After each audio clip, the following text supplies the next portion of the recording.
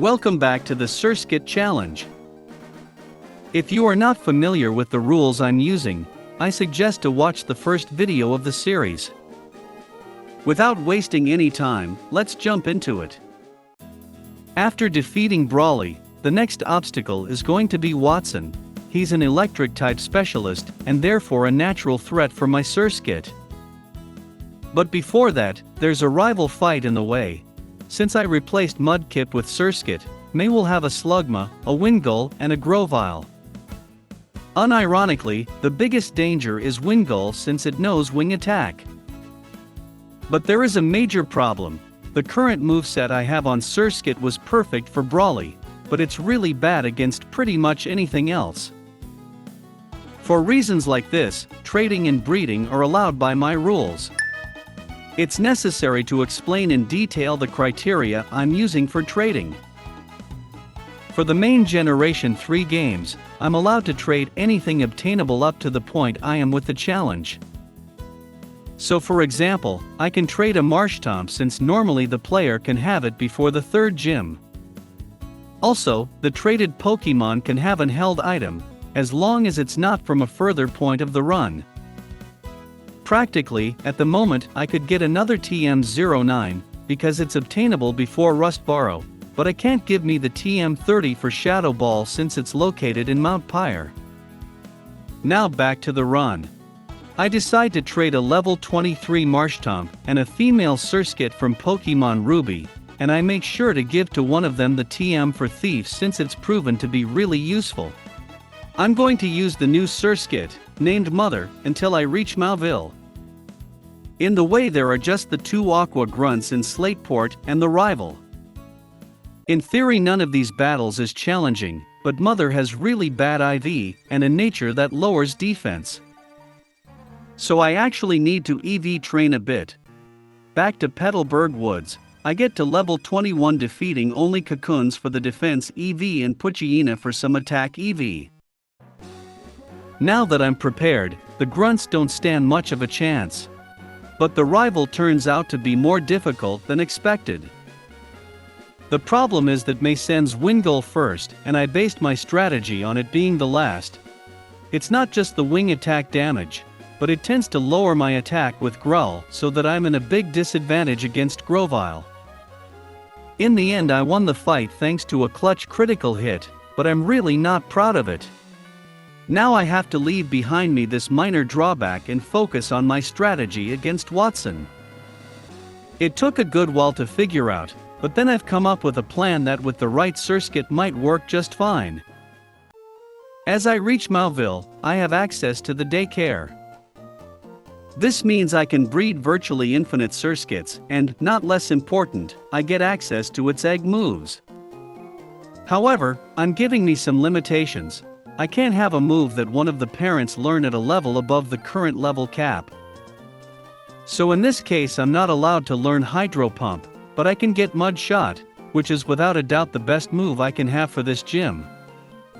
I'm not going to explain in detail the way you can influence the breeding. I'll just say that if the mother holds an Everstone it has 50% chance to pass on its nature, and that the stats IV are, to a certain extent, inherited by both parents. Anyway, it took a good while and a lot of patience, but I finally find the perfect Surskit for the job and I name it Hope, since I still have reason to doubt the outcome of my plan. It has a brave nature, so more attack and less speed, which is fine since I'll be slowing the opponent with Mud Shot. The IV are all extremely good, but the most important are the high attack, HP and special defense. Before starting the EV training, I decide that it's worth to get the Macho Brace to speed it up. The issue is that I first need to win 4 battles in a row against the Winstraight family, and it's not possible with an unprepared Surskit. Luckily I have a lot of newborns in my box. Among them I find an adequate one and I name it Winner.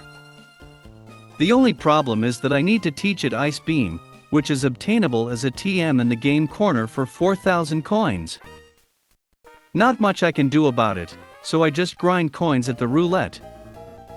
I finally teach Winner Ice Beam, but I still need to give him some levels. I make sure to fight only Wild Oddish to get the special attack EV I need to make the fight consistent. I could have waited later in the run to get the Macho Brace, but having a Surskit with Ice Beam is going to be useful later, so might as well train it now. Also, the clean sweep against the Winstrate makes worth all the effort. Meanwhile, let's talk about Wattson's team. Voltorb is a bigger threat than it seems. It knows Spark, Shock Wave and Self-Destruct, and since he's really fast it will always hit me with one of those moves. Electrike is substantially useless as it goes down to a single mud shot if I have the right amount of attack EV. Manectric always comes out after Electrike.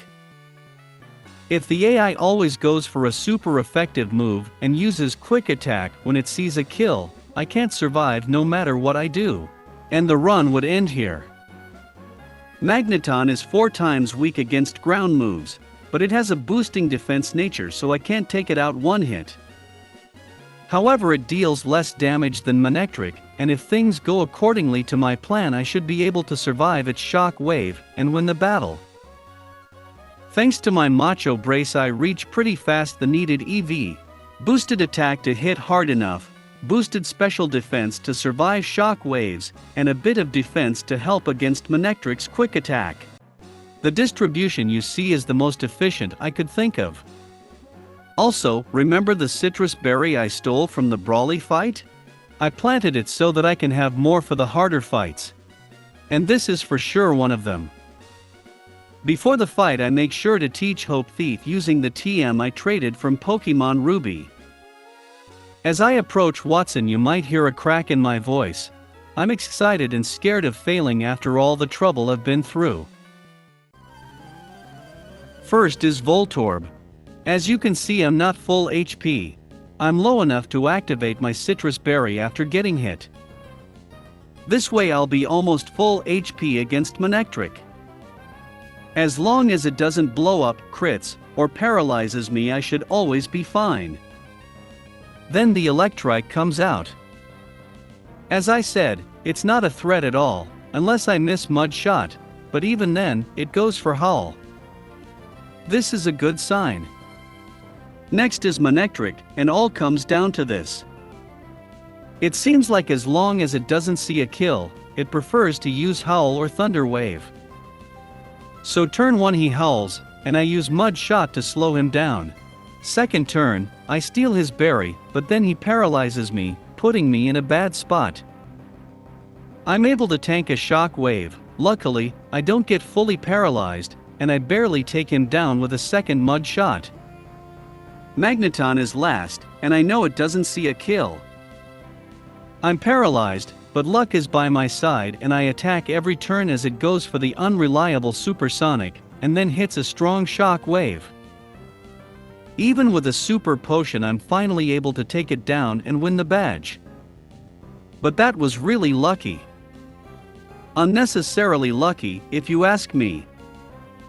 So I reset and try again. To be fair, it took few tries, but then history repeats itself as I crit the Magneton for the win. I really didn't need the crit, but whatever, it's time to move on. I'm satisfied and this was kinda stressful.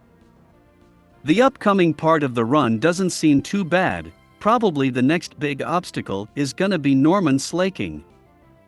I'm not too confident, but again, at first I thought I could never get past Wattson. Until then, back to theory crafting.